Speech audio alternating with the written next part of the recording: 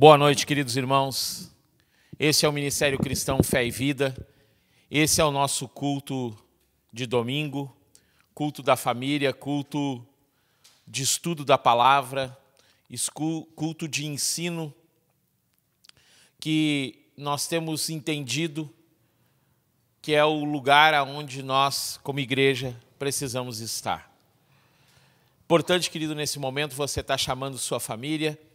Quero salientar algo que nós temos visto, e aí é uma questão que muitas vezes a gente não compreende por não conviver com isso, mas é importante você assistir todo esse vídeo para que nós possamos cada vez mais obter um destaque. E aqui cabe dizer, querido, fazer uma nota que não é pelo fato de nós termos o destaque, mas é o fato de nós podermos alcançar um maior número de pessoas por através desse trabalho que temos desempenhado de levar nossos cultos por através da internet.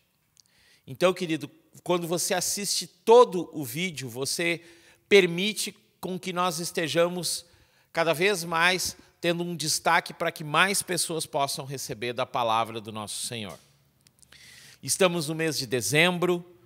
Semana que vem nós teremos um culto especial de ceia.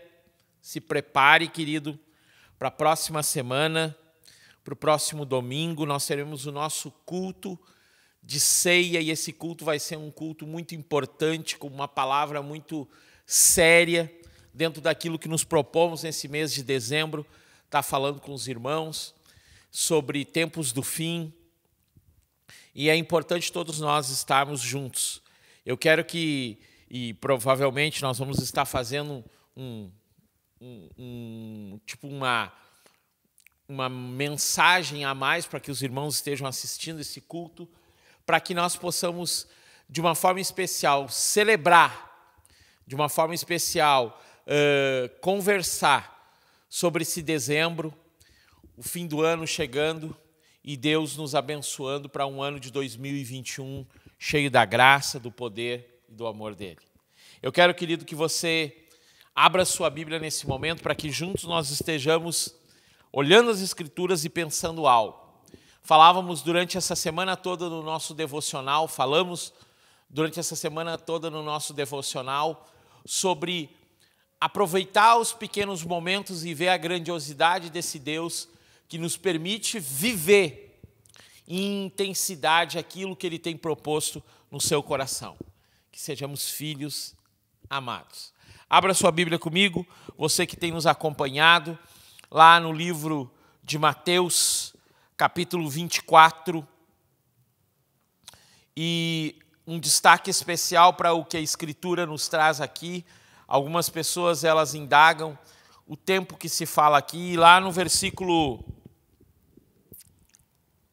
27 do texto de Mateus 24, diz assim: porque assim como o relâmpago sai do Oriente e brilha até o Ocidente, assim também será a vinda do Filho do Homem.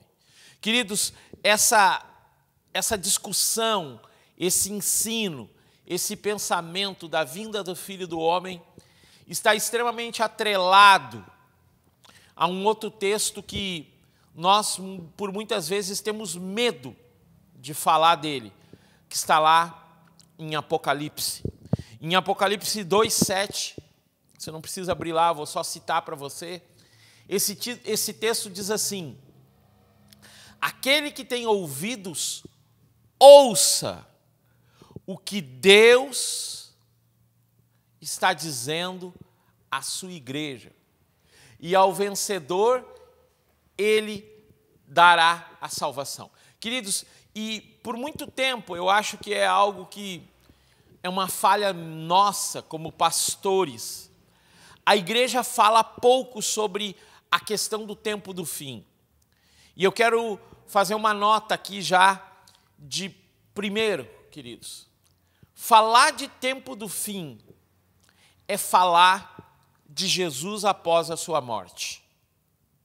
Não há, queridos, como nós pensarmos em tempo do fim, única e exclusivamente alicerçados em um pensamento de algo só futuro, mas de algo, porque Apocalipse fala muito sobre uma destruição de alguns aspectos ou de algumas coisas que existem no mundo ao qual hoje nós estamos inseridos. Levando em consideração, querido, que quando essa palavra foi pregada, essa revelação toda foi manifesta, o mundo ao qual nós conhecemos hoje não existia. O sistema de pensamento, o sistema de vida que vivemos hoje, por exemplo, querido, é uma coisa que chama muito a atenção hoje. Hoje todos nós temos, é engraçado quando eu falo isso, e algumas pessoas até acham diferente quando a gente fala isso. Queridos, há muitos anos atrás, ou alguns anos atrás, não se tinha nem energia elétrica em todas as casas. A água potável, eu sempre conto essa história para as pessoas, porque eu sou um homem de 50 anos de idade, vou fazer 51 agora, dia 1º de dezembro, não te esquece, tá, querido? E eu me lembro muito vagamente, na minha cidade onde eu nasci, em Minas do Leão, que uma parte da cidade, no caso, o lado da cidade em que eu morava não havia essa dificuldade, mas uma parte da cidade, principalmente na região onde os meus avós, por parte de pai, moravam, e a família dele, os irmãos do meu pai, os meus tios, as minhas tias, não havia água potável, querido, não havia água nas torneiras, e eles iam num lugar que, para mim, o termo que eu usava naquela época, como era chamado para mim, para alguns eles vão dizer, ah, pastor, era uma bomba d'água. Era uma bomba d'água. Mas nós conhecíamos aquele lugar como a bica. Um lugar onde as pessoas iam lá e pegavam água e levavam para suas casas. E eu me lembro, queridos, de as pessoas com os transportes que tinham de carroça, ou até o carrinho de mão, as pessoas enchendo o compartimento e levando para suas casas para eles terem água. Claro que existia um caminhão depois que levava água para eles, mas, querido, eu me lembro desse tempo, e quando nós olhamos tudo que nós vivemos hoje de comodidade, abençoadinho de Jesus, você que está agora roendo aí um chocolate, me olhando nesse final de domingo, você que está jantando, ou você que está comendo uma sobremesa, você que às vezes fica nervoso porque o carro de manhã, você pegou o carro e foi sair para trabalhar e deu algum probleminha, querido. O mundo que nós vivemos hoje é um mundo de comodidades. E pelo fato da comodidade, o mundo hoje viver extremamente ligado a um celular, por exemplo, que eles acessam todo momento uma mensagem para alguém, daqui a pouco que se está com saudade, ou qualquer coisa, nos leva a um sentimento de que tudo que está em nossa volta está bom e que precisamos viver isso. E por isso, muito da pregação, muito do se falar do amor de Deus, muito do se falar da palavra de Deus, foi perdendo uma essência na sua compreensão. E nós começamos a entrar num sistema de vida que é preferível, como está lá no texto.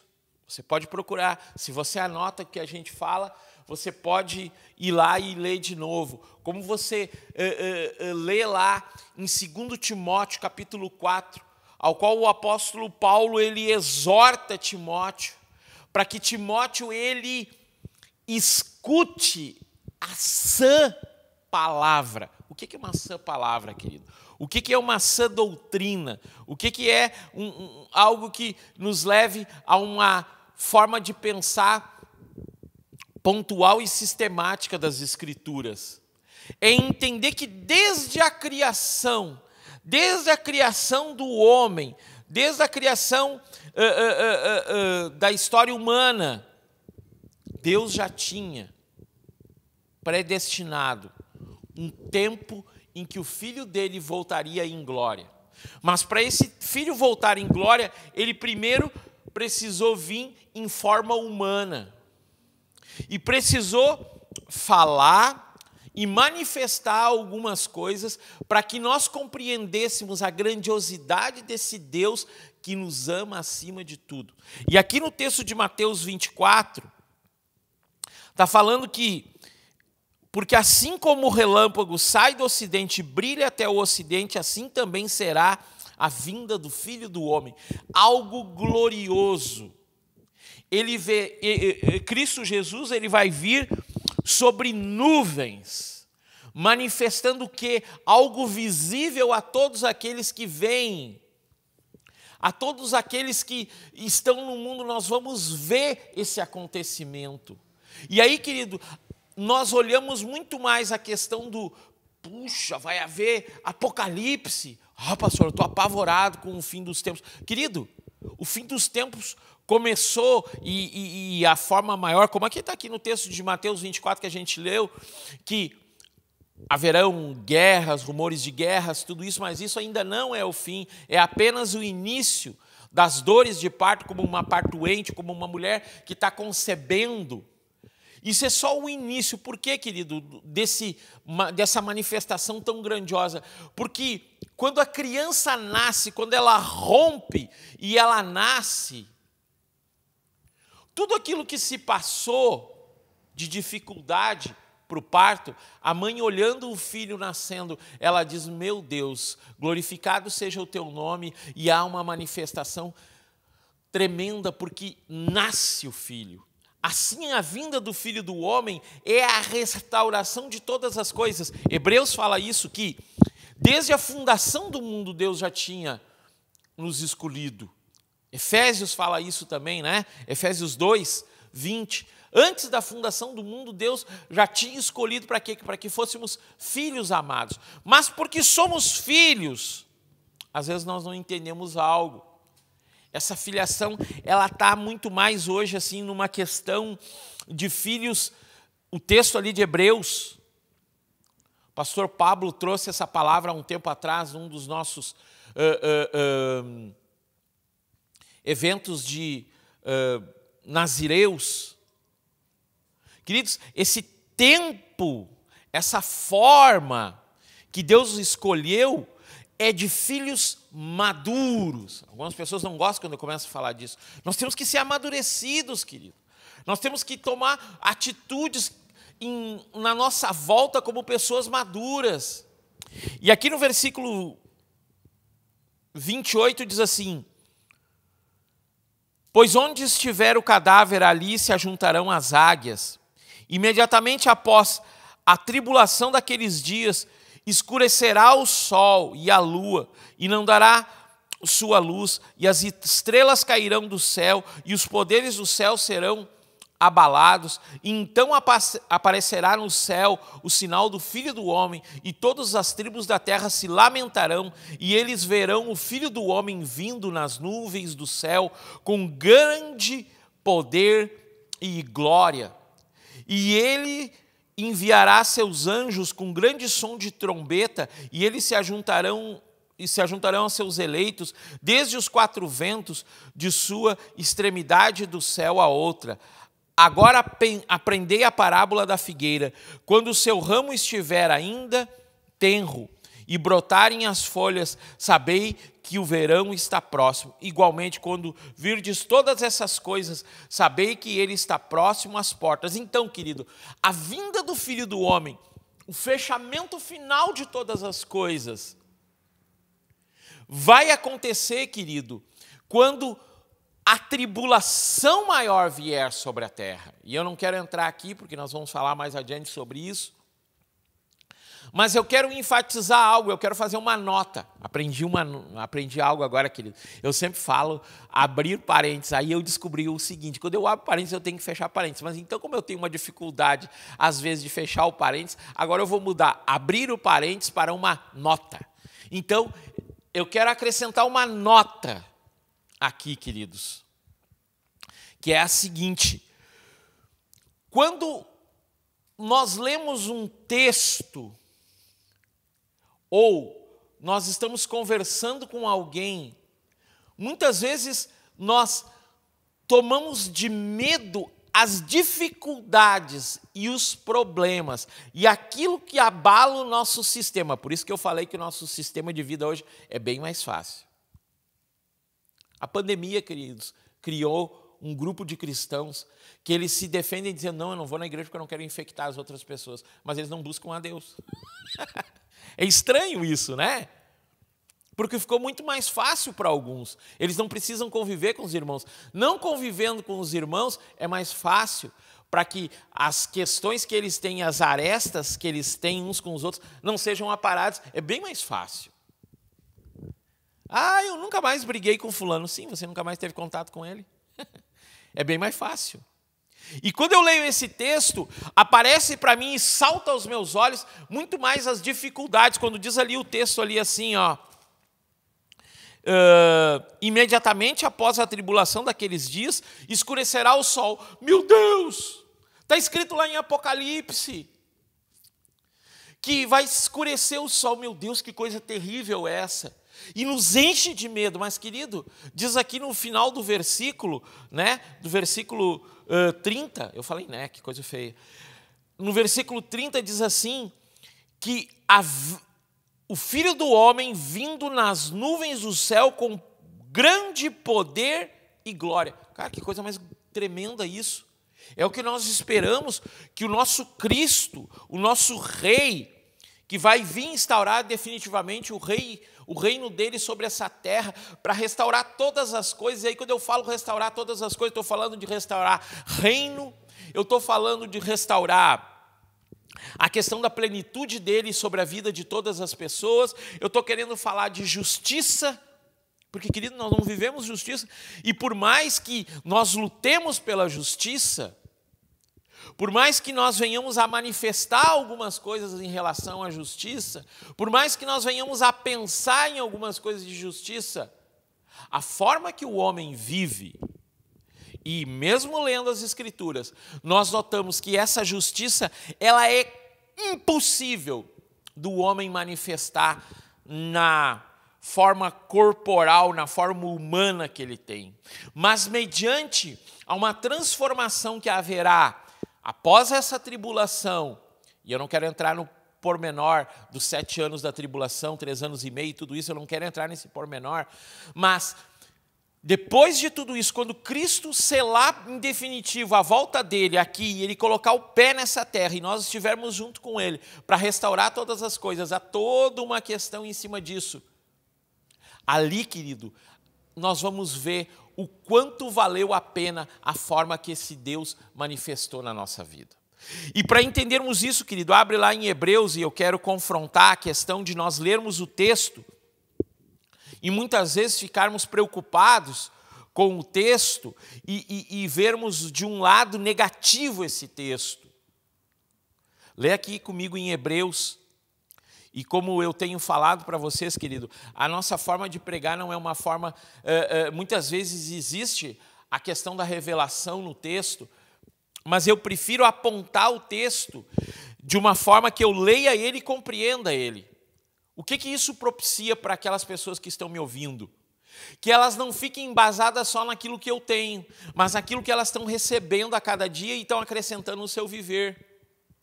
Por isso, daí, quando eu estou lendo um texto, eu fundamento ele em várias passagens. Para quê? Para que qualquer pessoa que me escuta, qualquer pessoa que me ouve, qualquer pessoa que está trabalhando o que eu estou falando, ela possa também falar, porque ela está embasada naquilo que eu estou dizendo. Agora, se eu disser assim, a representação disso, a representação daquilo, é uma coisa que eu creio, como o texto que a gente leu algumas semanas atrás sobre Saul, sobre Golias, sobre Davi, Saul representando o nosso ser caído, Golias representando o medo que impera no nosso coração e que não permite que nós vivamos uma plenitude daquilo que Deus tem para nós, e Davi falando um homem segundo o coração de Deus que se submetia a Deus. Como é que eu vou compreender isso de uma forma melhor? Lendo os textos aqui que a Bíblia me traz adiante, fundamentando neles. O texto falando de fim dos tempos, nós temos o medo do sol escurecendo, das coisas acontecendo, e nós não tomamos daí uma posição de ler algumas palavras que vão ser confronto para nós. Leia aqui comigo, ó. Hebreus, perdão, acho que eu não tinha falado. Hebreus capítulo 12. A gente leu esse texto lá em Porto Xavier. A gente estava falando lá em Porto Xavier sobre amar a Deus sobre todas as coisas e ao seu próximo como a nós mesmos. E aí nós trouxemos esse texto aqui. E olha que coisa forte esse texto. Hebreus 12, 2.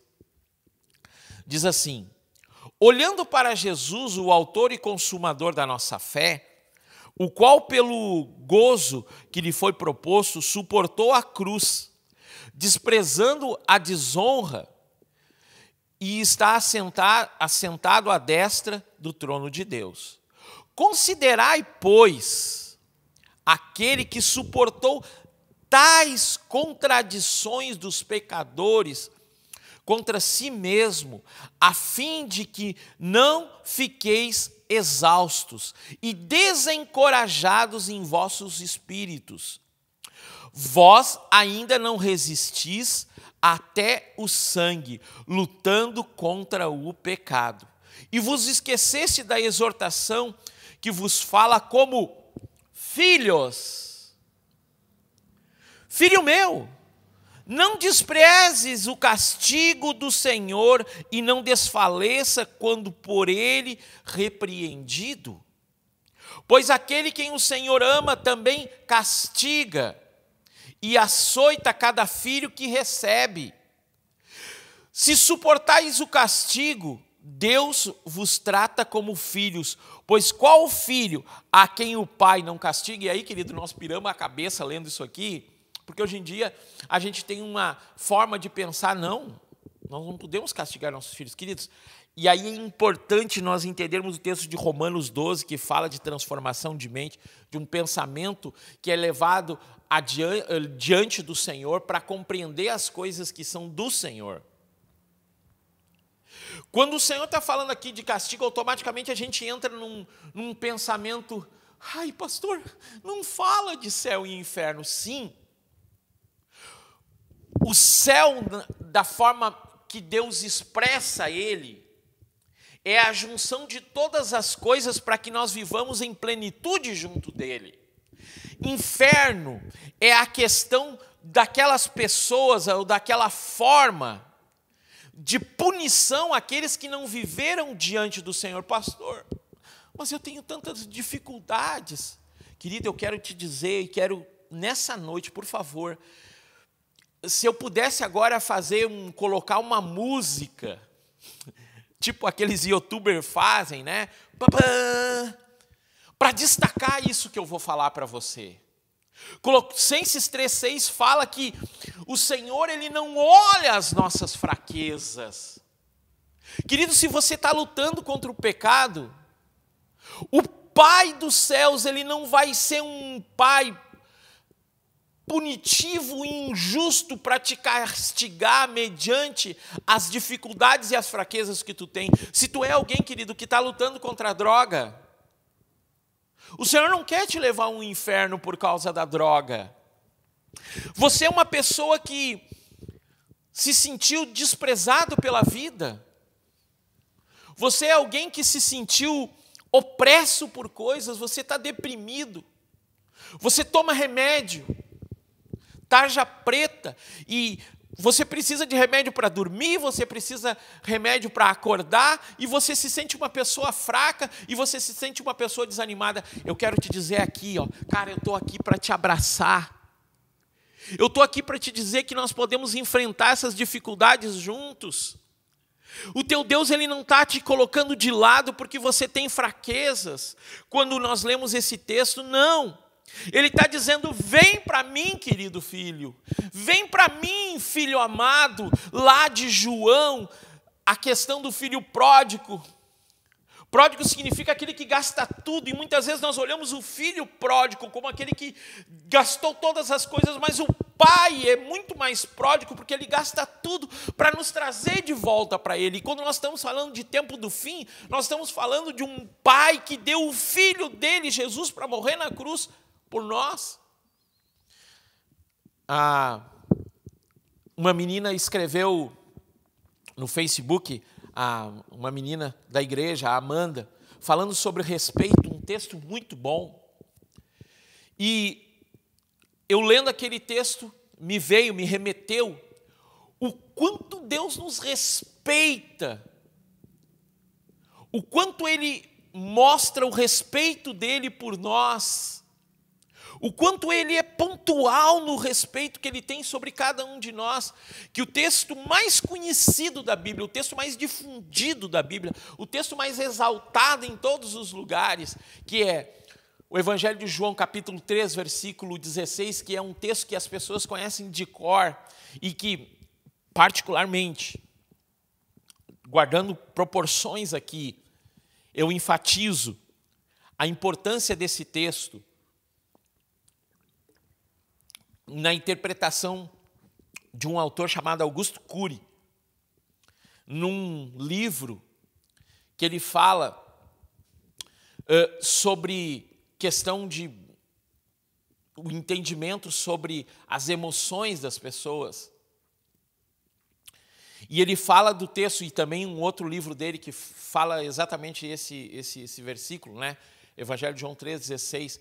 Porque Deus amou de tal maneira que deu seu Filho unigênito para que todo aquele que nele crê não pereça, mas tenha vida e vida eterna, vida plena, vida de reino, vida de justiça. Então, quando eu leio Tempo do Fim, eu estou lendo que é a conjunção final de todas as coisas que a humanidade toda viveu, elas, vamos dizer assim, convergindo para Cristo, e dessa forma uma plenitude total acontece sobre o ser humano. Querido, pensa assim, ó, lê comigo, foi por gosto, tá?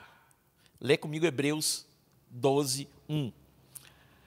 Ali a gente fica apavorado, que horror, mas o pai repreendendo, o pai, né, no 7 ali, se suportais o castigo de Deus, vos tratando como filhos, pois qual é o filho que o pai não castiga? Vamos ler aqui o 8 aqui para a gente voltar lá no 12:1 que eu quero ler. Mas se ficais sem castigo, de qual todos são feitos participantes, então sois bastardos e não filhos. Eu quero estar nesse momento final, de céu escurecendo, no sentido de estar junto com o Pai.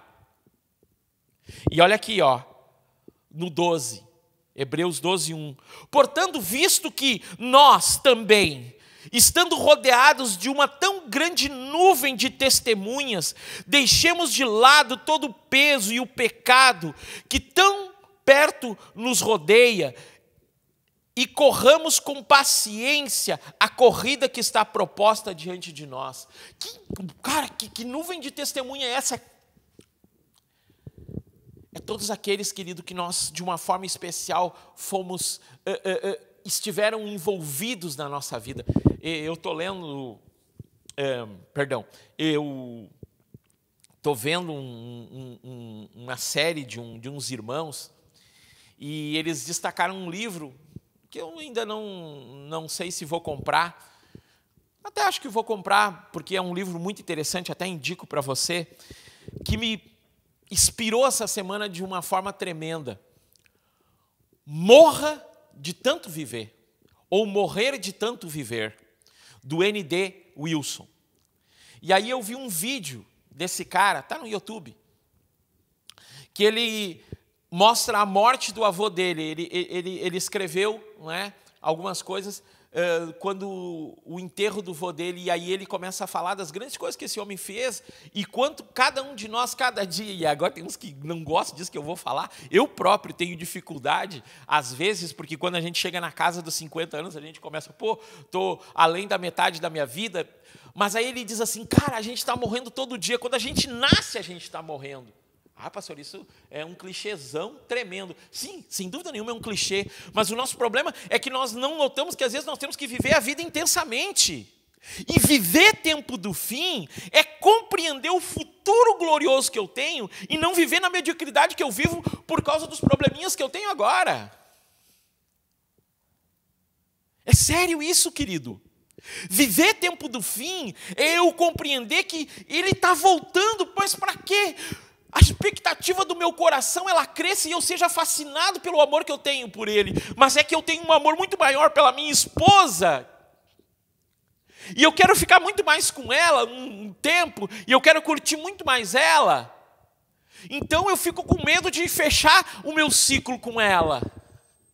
Eu amo tanto meu filho, eu amo tanto meu filho, eu prezo tanto meu filho, que eu tenho medo de cortar essa relação que eu tenho com ele.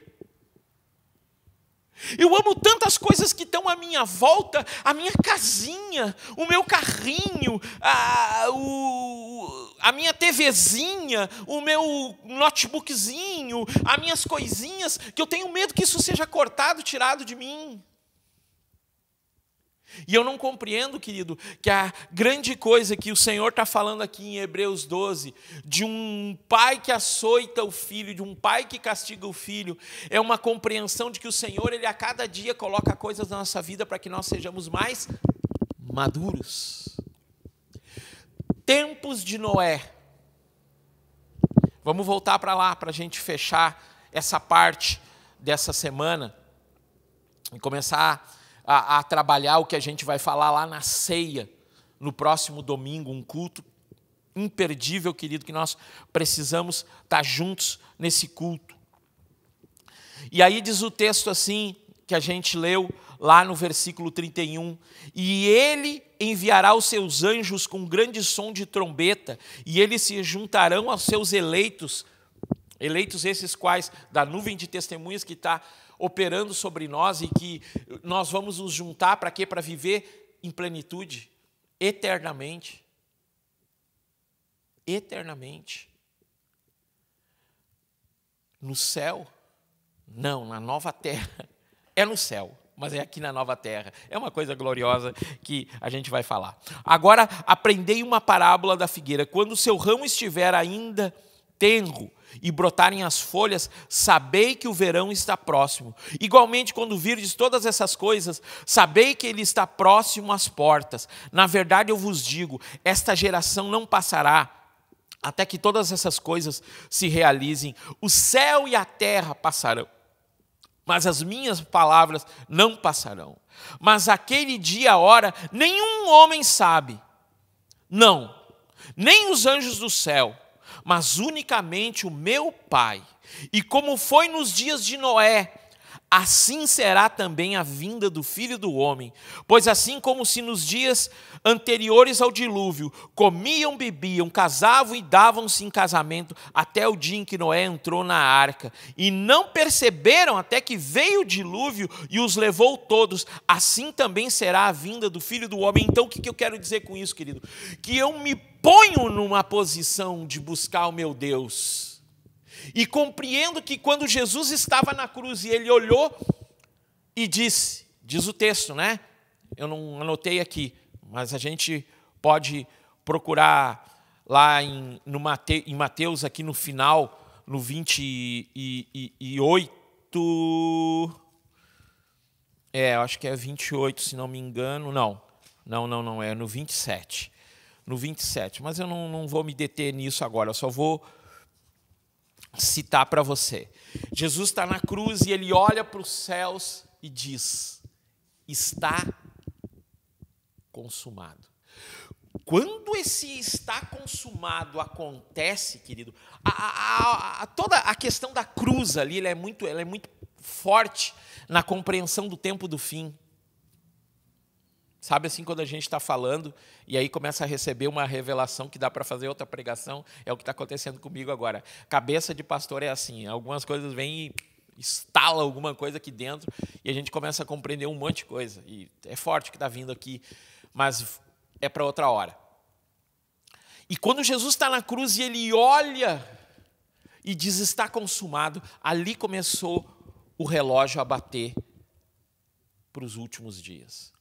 Tic-tac, tic-tac, tic-tac. Os discípulos, quando leem ali, porque eles leram lá naquela época, eles ouviram de Jesus e depois leram o escrito, que diz ali, ó, essa geração não passará até que venha a vida do Filho do Homem. Eles pensavam, é agora, é hoje.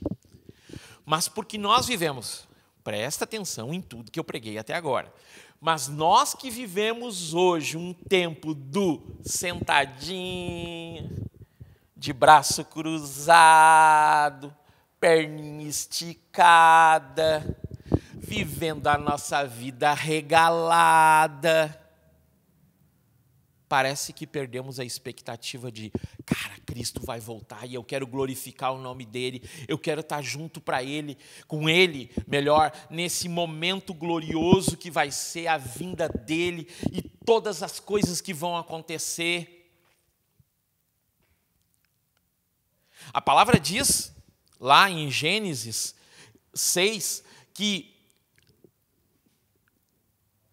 as pessoas elas viram Noé começando a trabalhar e elas não entendiam o que estava acontecendo.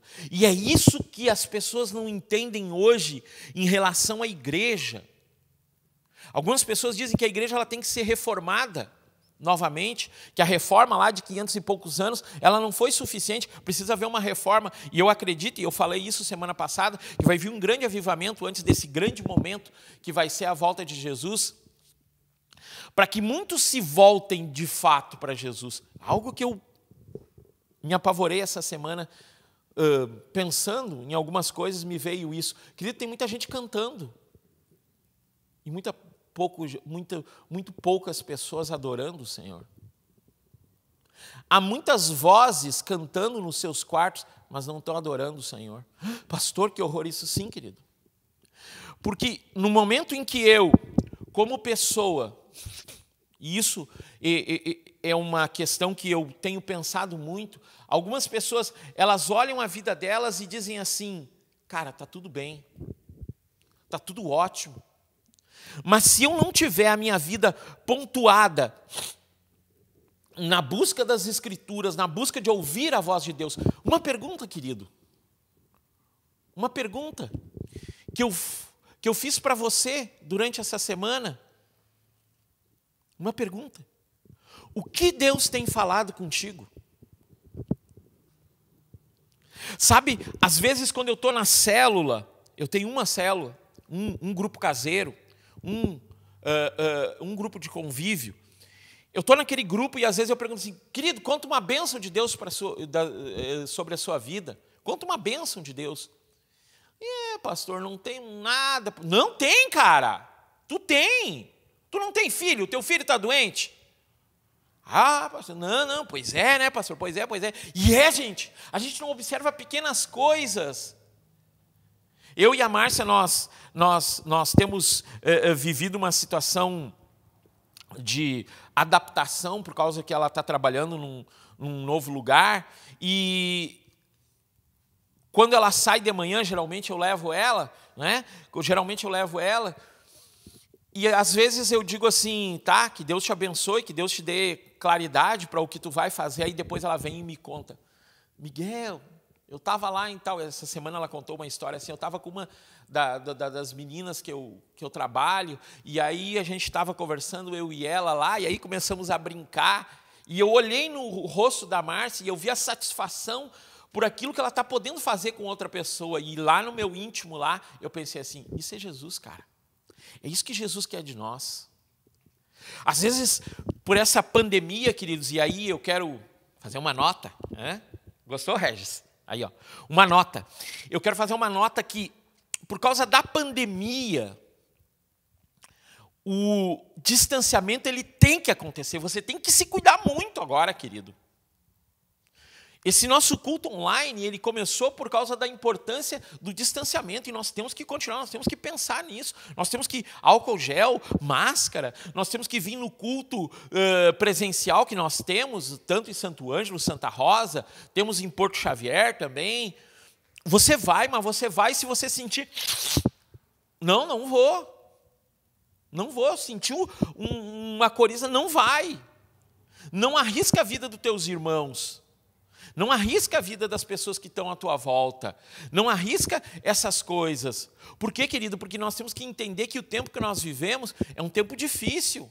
É um tempo de andar um pouquinho mais longe. Mas que nós não podemos perder a comunhão com os irmãos. Nós não podemos perder essa coisa esplêndida que o Senhor Jesus nos deixou, dele ter uma comunhão conosco, nós temos uma comunhão com Ele, de nós estarmos sempre fixados com Ele. Falar de tempo do fim, querido, é falar que nós temos que estar juntos. É falar que nós temos que estar andando dia a dia um com o outro. Falar de tempo do fim é de falar de Jesus, que Ele anda comigo a cada momento, e eu sinto tremendo quando eu olhei para a Márcia, ela contando a história daquela menina, eu digo, cara, a Márcia está satisfeita com aquilo que ela está fazendo, porque ela está fazendo algo não só para o trabalho, mas é para Deus. E isso satisfaz o nosso coração. E às vezes nós tomamos um pensamento de se espantar, e se eu for ler Apocalipse para você, você vai dizer, ai, pastor, não lê, eu morro de medo de Apocalipse. Não, querido, você tem que amar Apocalipse, porque você tem que amar o tempo do fim, porque você tem que amar com todo o teu coração, com toda a tua alma, com todas as tuas forças, esse Cristo Jesus que te amou primeiro e que Ele sofreu todas as coisas para que nós vivêssemos uma vida plena nele, plena, amar Ele, amar as coisas dEle, querer viver, queridos. Eu confesso para você que, por todos os traumas que nós temos na vida, às vezes as fraquezas que nós temos nos colocam para baixo, mas nós temos que levantar e dizer, não, eu quero viver em plenitude, eu quero poder dar um abraço a mais, eu quero poder falar com a pessoa a mais, eu quero poder olhar ela. Terminando, a alegria que tivemos há alguns dias atrás, de mais 2 membros do corpo, os filhos da Michele e do Tiago. Eles nasceram prematuramente, mas já estão em casa. E aí eles me mandaram uma foto dos 2 deitadinhos, dormindo, um perto do outro, e eu digo, glória ao teu nome, Senhor. E o nome deles é muito sugestivo profeticamente. João e Caleb. Nesse final de culto eu quero dizer que Deus nos faça João e Caleb. Um João que prepara o tempo do fim, e um Caleb que acredita que a terra futura tem uma glória jamais vista por qualquer pessoa. Que nesse tempo nós possamos querer viver a plenitude do tempo do fim, dizendo, Senhor, Tu é tudo o que eu preciso, e eu te amo demais, e eu quero aprender a te amar mais e mais a cada dia, em nome de Jesus. Querido, quero orar contigo, quero te abençoar e quero pedir para que o Senhor esteja na tua casa, esteja fazendo diferença na tua vida. Pai, eu quero orar nessa noite por cada um que está olhando esse culto, Senhor, por cada pessoa que chegou até aqui esse momento, Senhor, por cada pessoa que está sendo abençoada por essa palavra, e que possamos crescer nessa compreensão. Nesse momento, Senhor, eu vejo cada um de nós, Senhor, feliz na sua casa. Está chegando a época de final de ano. Pode ser, Senhor, que nós não possamos estar juntos fisicamente, mas que possamos olhar uns aos outros pelas redes sociais e possamos nos alegrar por aquilo que Tu está começando a fazer na casa de cada um de nós. Eu oro e abençoo a vida de cada um e te peço, Senhor, derrama Teu amor, a Tua graça, em nome de Jesus. Querido, é tremendo aquilo que o Senhor quer fazer sobre nós. Assista no próximo domingo, a nossa ceia vai estar algo fora do comum, sobrenatural, como diz um pastor amigo meu, e que nós possamos entender que o Senhor nos quer cada vez mais perto dele. Quero salientar, querido, para você estar trazendo seu dízimo, sua oferta, sua primícia.